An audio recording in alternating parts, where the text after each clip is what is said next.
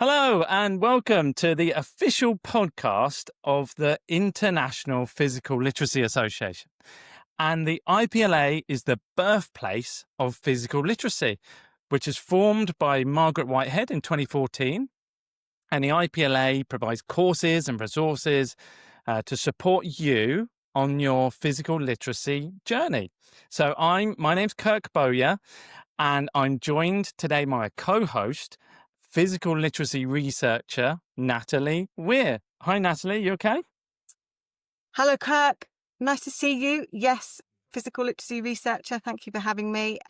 Obviously, all things physical literacy, and we're here to hear voices and stories from anyone that works in a variety of contexts about what they're doing, why they're doing it, how they're doing it, to support the physical literacy informed approach. Absolutely. And now I'm going to introduce Nigel Green. Now, Nigel Green is the chairman of the International Physical Literacy Association. And so, welcome, Nigel. Thank you very much. Yeah, it's great to have you here. All right. So I've got my first question to you, Nigel, is in under 30 seconds, can you explain what physical literacy is? Okay. From my point of view, physical literacy is our disposition to be active. It's as simple as that. So it's how we choose to be active throughout our lives. And can you explain a little bit of how you became chairman of the International Physical Literacy Association? How did that come about? Well, essentially, the association was set up in, as you say, in 2014. But we had a number of meetings down in Bedford. Margaret Whitehead organised a few conferences down there. The first one, I'd only not long found out about the concept and thought, this sounds good. Went down to Bedford and Margaret organised the conference. And I realised that there was far more about the concept than I initially believed. And it was far richer, far deeper than anything else I'd come across. And I thought, this is right. Just on that, Nigel, what did you initially believe it was? So my first awareness of physical literacy was material from Sport for Life Canada.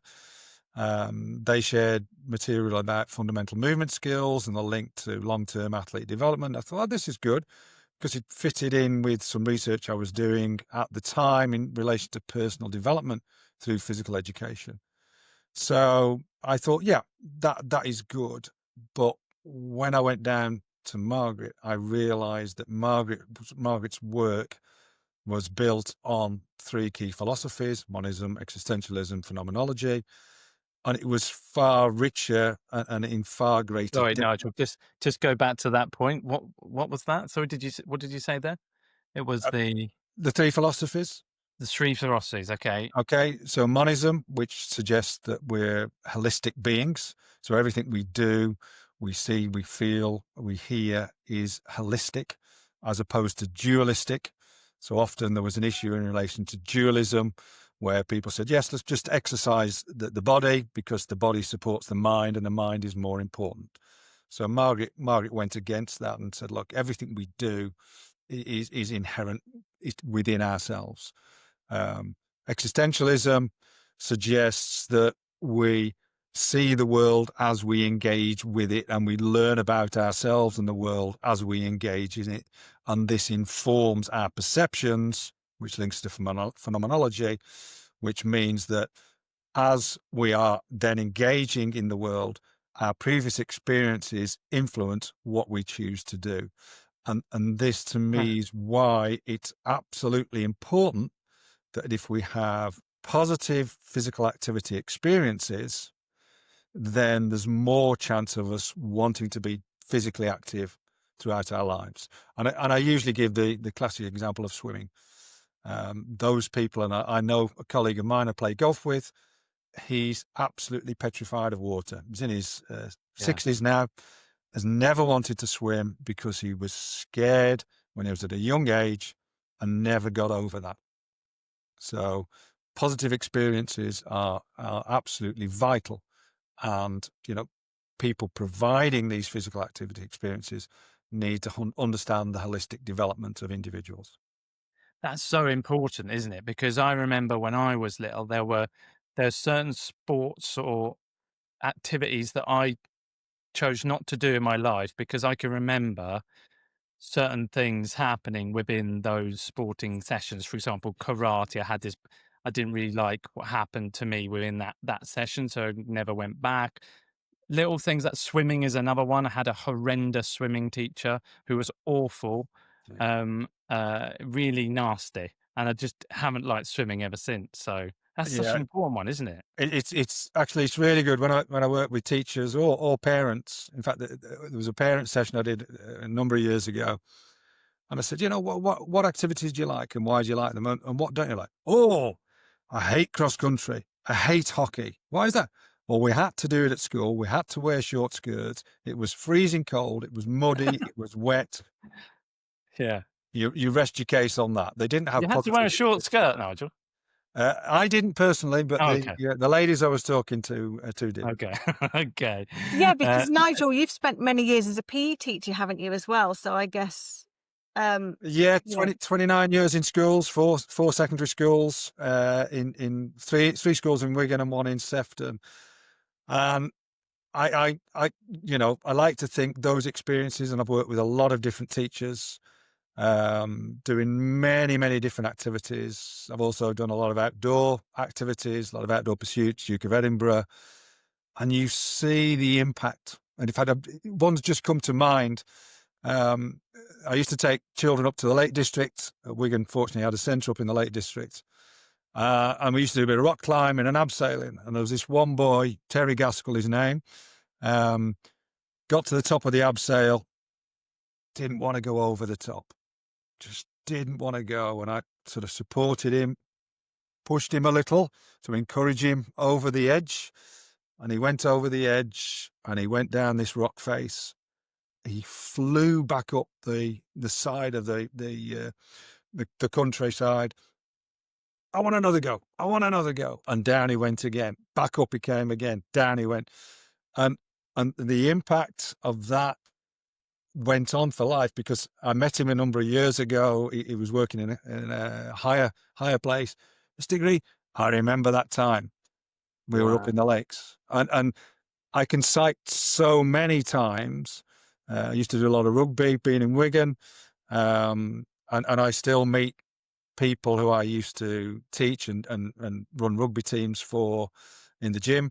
We stand and we chat about old times and what they're doing and how they stayed in the game for a period of time and how they keep fit and how their children are engaged as well. Yeah. So we know that the positive experiences are absolutely crucial. What's your experience of that, Nat?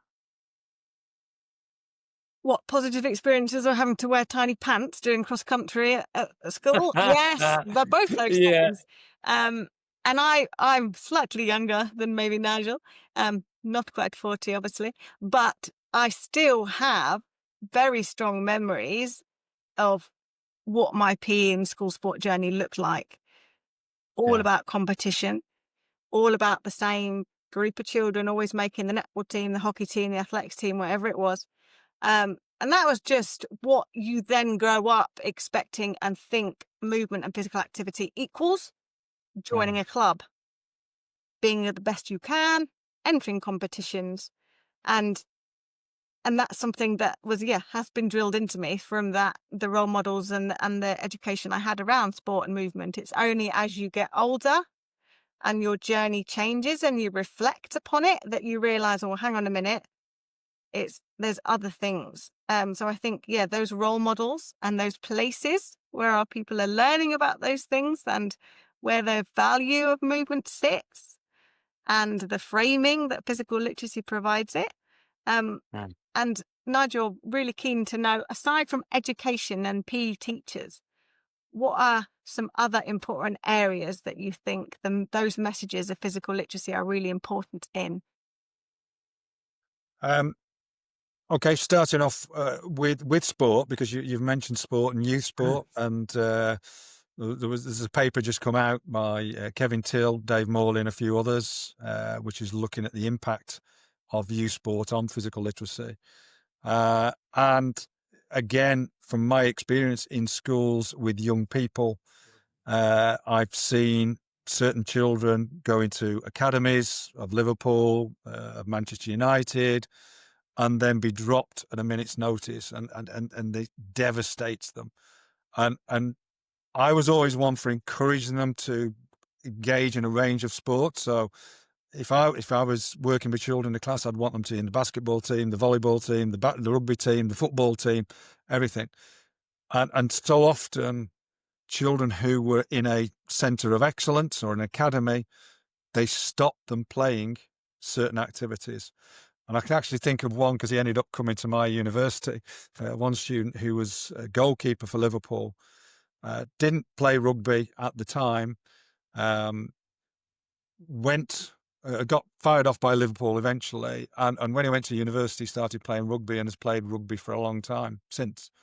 So those experiences are really important, and so sports coaches need to be aware of the impact they can have. And again, for those of you who've been on the sidelines of a Sunday morning local league under 15s football match, know how parents and coaches can behave, and again, the impact that can have. Yeah. You're selecting your best team, and the subs are stood on the side freezing instead of having a game. The attitude of win at all cost, etc. So coaches, it's important, but parents as well. I think parents need to be aware of these impacts. And I did a workshop at the World Teacher Games recently in Toulon, and I talked to one of the presenters, and he said, I took my son to football and he didn't like it. The coach was terrible. So I took him to another football group and he didn't like that because, again, the coach was terrible. So I took him to ice skating. He said he loved it because the coach was great. And therefore he's now doing lots of ice skating. So the impact a coach can have, but also the importance of a parent understanding that and providing those activities. I suppose the other area is health practitioners now.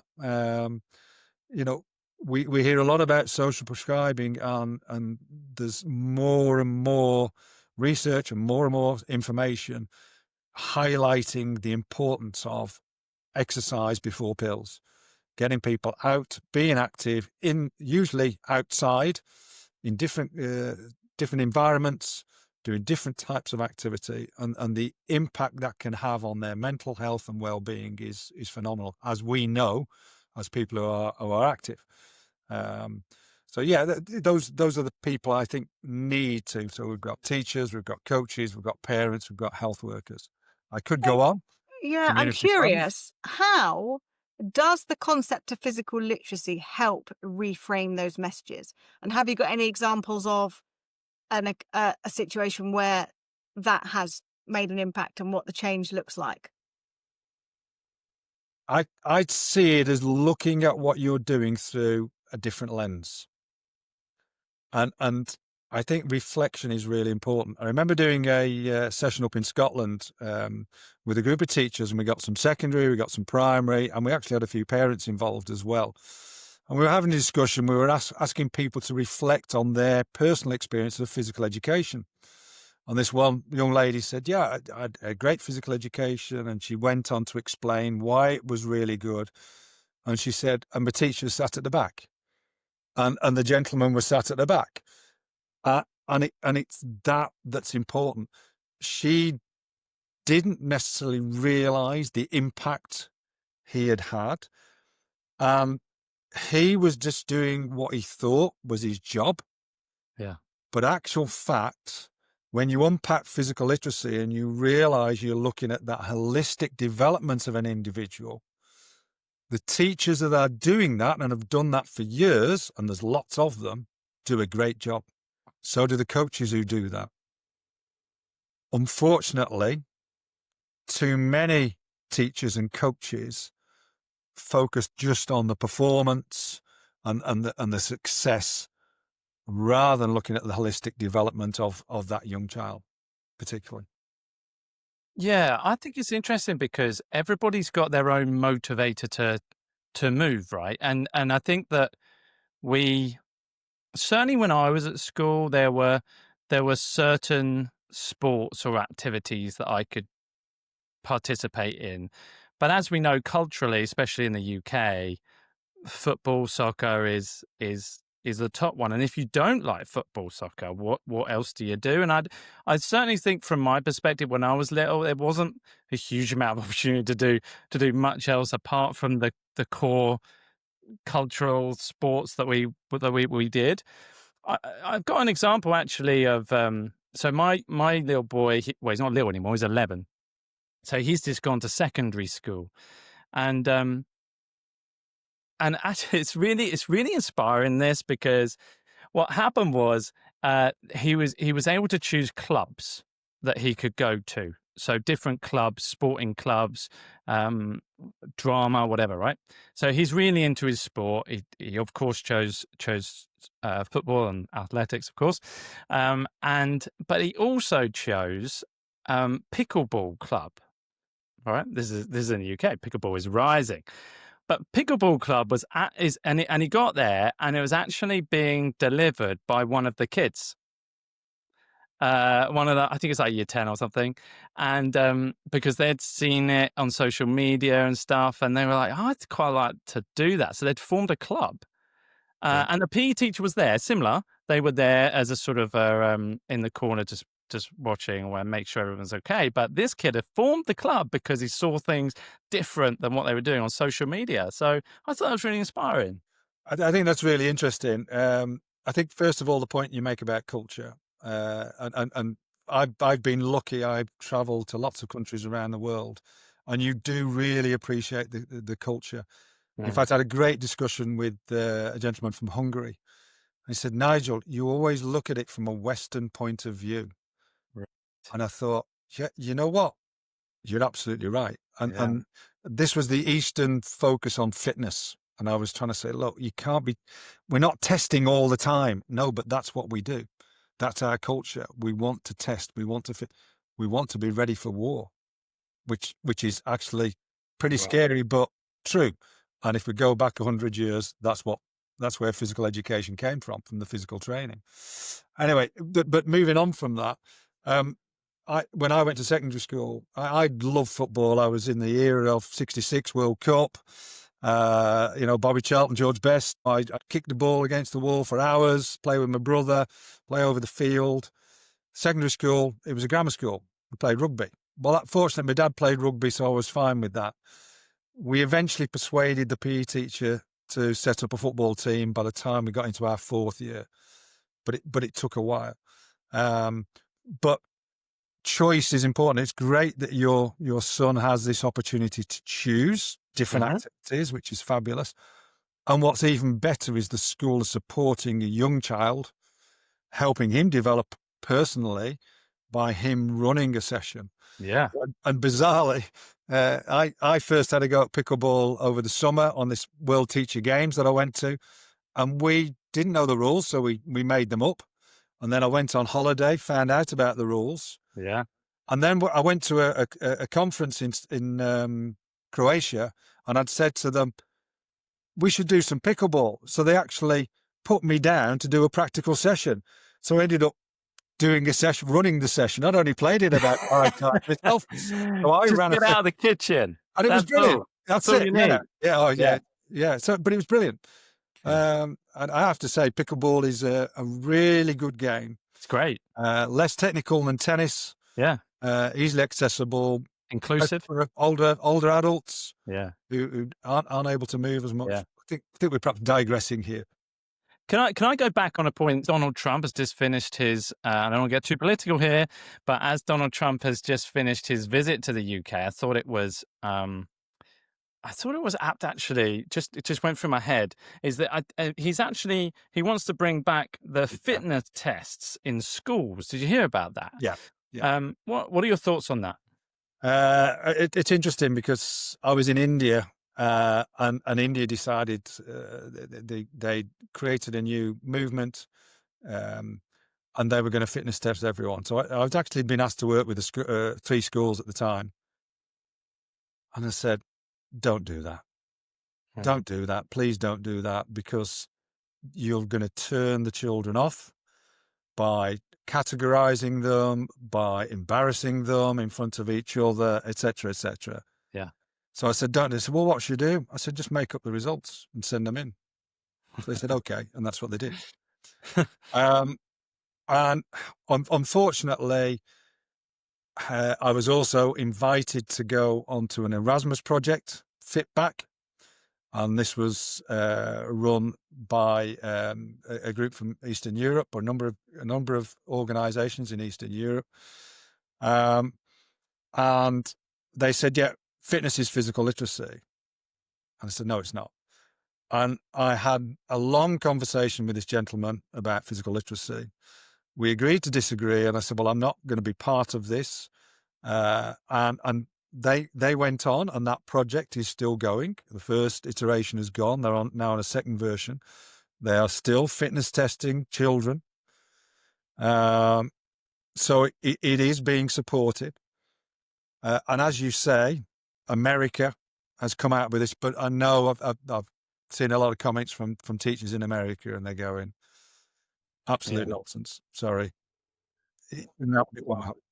Having said that, interestingly, I also met someone many years ago who was a PE teacher, and they used to do a test in their school. And it was a challenge. And according to how well you did in the test, you wore certain coloured shorts. Oh, no. And so if you were the best, I think it was gold shorts. If you were the next best, it was blue, and then it was red, and so on. The test was so phenomenally hard. It was incredible. So yeah, it's, to me, fitness is important for the right reasons at the right time, and understanding how to get yourself fit and be fit for certain activities is absolutely important from a learning point of view. And as Margaret would say, there is absolutely no point in comparing one against the other. And when I talk to teachers about this, and when I've had these discussions, I say, "Well, do you think everybody in this conference would like to do a fitness test? Should we put you all on the bleep test and see how you feel? Yeah. And then we'll do some press-ups for you." In fact, at one, I said, "I'm going to do this differently. Instead of choosing groups, I'm going to get us all to do press-ups. And those who do the most are going to go in group 1. Those who are going to do the least are going to go in group 3, and so on." And you could see the shock on their faces. They thought I was actually meaning them to do this. But to me, hopefully it brought home to them the total nonsense of the testing ideas. Yeah. It is. I'm going to be a little bit controversial by saying I'm the kind of person that if you've got a speed bounce competition at a conference, I'm there, and I'll do it 10 times until I'm at the top of the leaderboard, because that's just the way I want to. It's just, so there are people where. But that's because you like doing speed bounce. Yeah, I do. No, but it's just that natural competitiveness.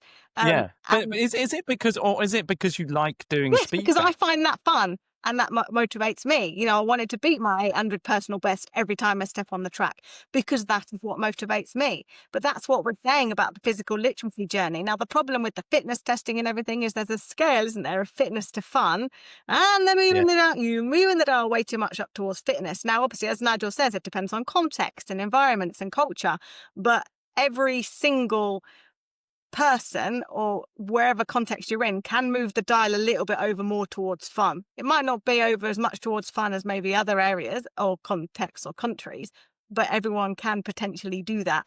You've also got the butting heads, where the purpose of physical education is to, a structured approach to building skills. That's what PE is there for, and therefore it is going to put in a box that you're trying to build people to be the best and put them into sports. But physical literacy has that unique, like the middle of the butting heads. So you've got the play heads and you've got the PE heads. Physical literacy is like a really good bubble that can encapsulate both by saying, well, hang on a minute, this approach enables all those things. Sorry, go on, Nigel. Yeah, no, I might disagree. I don't think physical education is just about skills. And for a number of teachers and for a number of years and perhaps longer ago, the focus was on sport and producing the sports teams to represent the school. I'd like to think it's moved on quite a long way since then, but I know in some schools that's still the case. But it's definitely more about knowledge and understanding. And like you, I enjoy fitness tests. I don't mind doing a fitness test myself, but I'm okay because I've got that resilience and I've got a lot of experience in different activities, and I know where I'm at. So a fitness test or a challenge for me is fine. I know for a lot of people that would just turn them off. So we have to be very, very careful. Would you And say for it's? me, Would you fitness say? testing is about learning Yeah, about how we can help get ourselves fitter and stronger. yeah. Each person bringing them That's up. But would you yeah. say it's where they put the value? So, for example, the fact that a child that may never be the sportiest and be on the team could be the most amazing referee because their knowledge and their understanding is brilliant. Their social skills and their ability to, all those kind of stuff. So therefore, they're going to be a referee or an umpire, and how we put them. Yeah, I think that from a value point of view is really important. It's what we value, and I suppose if you look at music, what you probably value is what you see and hear. Yeah. It's that listening to someone playing the violin or playing the piano. You appreciate that. You don't actually know what they know and understand. And I think the same is from PE point of view. You're watching those children play an activity, let's say, and you're looking to see how they engage and how they play. However, my argument's always been, if I can see someone playing well, I've got a pretty good idea that they know what to do, how to do it, when to do it, where to do it. So their knowledge and understanding about the activity is probably quite strong anyway. So I don't need to perhaps examine that. I can just watch them. So I think we're perhaps digressing a little from that point of view. So I used to be a strength and conditioning coach. So I used to put pre mini athletics. So this is quite relevant to what I was doing back then, and I was working with elite athletes, and then I was working with kids also that were also very talented in their specific sports. So my life was driven by stats and how good they were in certain ways, and right from functional movement screens to. And I really fell out of love with it. Because I actually thought, you know what? Yeah, okay, this is yes important for the elite, but then when you look at it, and then I look at some of the, for example, soccer grassroots teams when they're kids level and they're being selected based on ability, and then you've got kids freezing at the start of because they're not being put onto the pitch because of that. Actually, you really just got to find what you love. You got to find what keeps you active. You got to find what keeps you healthy, and I think that's really what I'm super passionate about, because that's the key, right? If you find that motivator that wants you to keep active, that's half the Yeah. battle. And I think that comes back to the definition about you valuing how you value it personally. That influences whether you'll engage in physical activity or not.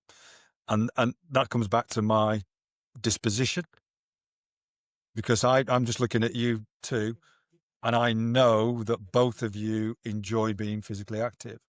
So it's your disposition. You will want to engage. I know, as I mentioned earlier, I've been out doing gardening for 3 hours this morning. I've been physical, pulling up things, cutting. After this, I'm going out on my bike. I've got a triathlon that's coming up in a few weeks' time, so I'm going out on my bike. Tomorrow I'm playing golf. Sunday I'm playing golf. And I enjoy being active, but I enjoy being active in many different ways. And that is where I have been so lucky, because I have had such a rich experience in so many different activities. Yeah. That if someone says to me, "Are you coming skiing tomorrow?" I say, "Yeah."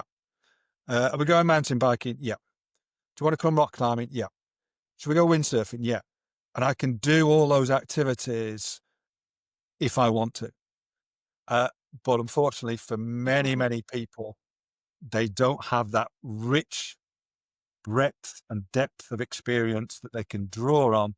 So their choices are And I think limited. that's such a powerful message, because it's often our first step in the conversation about PL is, what's your own relationship? So Yeah. I was returning from dropping the girls off at a school run, and someone said to me, I saw you scootering home going down the hill. You may have been shouting "we." I said, that wouldn't surprise me, but you didn't have the girls with you. Yes? Because we have, do you want to borrow it? I said. Do you want to borrow my scooter? Brilliant. And, Brilliant. it's finding that fun for yourself before you can, try and explore it in others. Is there any other top tips or suggestions that you would make to listeners about, how to reflect on themselves or how to take a PL approach, or any top tips? Yeah. As you just said, Nat, I think the most powerful thing you can do is reflect on your journey so far, how you've been physically active throughout your life, and what you've enjoyed and why you've enjoyed it, and what you perhaps haven't enjoyed. One of our colleagues, Geeta, who's in India, I remember her saying to me, we had a conversation. Said, I went back playing badminton the other day. I hadn't played it for years. Used to love playing it. And we were playing. There were 4 of us playing. We had a great time. And then this coach came over and he said, you're holding the racket wrong. You need to change how you're holding the racket. So she changed how she was holding the racket and she couldn't hit it. And straight away it switched her off. Rather than just celebrating that she's enjoying playing badminton with friends, having fun, that's really important. Yeah. I suppose in a way, as in education, we're always looking at what's the next step. How can we move forward? And I always say to teachers, how are you challenging the children? What are you putting in front of them? And I often use rock climbing as an example, using an indoor wall where there's a nice easy slope with big holes. There's one that's a bit steeper with smaller holes, and so on to the overhang. Which one are you going to go for? And you want to choose the one that you feel has that bit of challenge in, but you want to enjoy it. And so you might have a go at the overhang and realize you can't quite get there, but then you might go back to the one in front of it and go, yeah, this is good. I'm enjoying this. Yeah. You go, you know what? I'm going to have another go at the over. And if you can shift your engagement according to your needs at the time, I think that's important. I mean, I really enjoyed that. I think it's now time for us all to get on our scooters and go, wee! It's so good. I think one of the things about you, Nigel, is every time I speak to you, is you'll always go, oh, there's a paper just out actually, and I absolutely love that about you, because everything you say, everything you do, always has some research backing behind it, and I think the International Physical Literacy Association is no different. It is there to, if you're interested in finding more about physical literacy, there's so many different courses, right from the hour courses you can do online, right the way through to sort of in-person courses, and honestly, it will change your life. It's so good. The IPLA has been so good for me, so good for the business that I run. I cannot speak highly enough. And we have you guys, Nat, and you, Nigel, and all the rest of your team to thank for that. So thank you for what you're doing. That's it. Thanks, Nigel. Thanks, Nat. Yeah, pleasure. Thanks. Yeah, thank you. Thanks, Nigel.